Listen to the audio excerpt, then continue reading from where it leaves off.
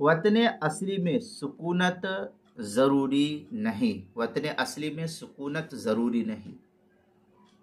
چنانچہ اگر کوئی شخص اپنے آبائی وطن میں سکونت نہیں رکھتا، بلکہ کبھی سال 2 سال میں 1-2 روز کے لیے وہاں آ جاتا ہے، پھر بھی وہ وطن اصلی ہی کے درجے میں ہوگا۔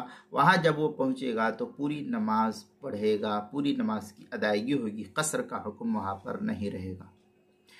چنانچہ حلبی کبیری میں ہے، وفی المبسوط هو الذی نشأ فیہ او توطن فیہ او تأہل، وقولہ او توطن فیہ یتناول ما عزم القرار فیہ وعدم الارتحال وان لم تأہل۔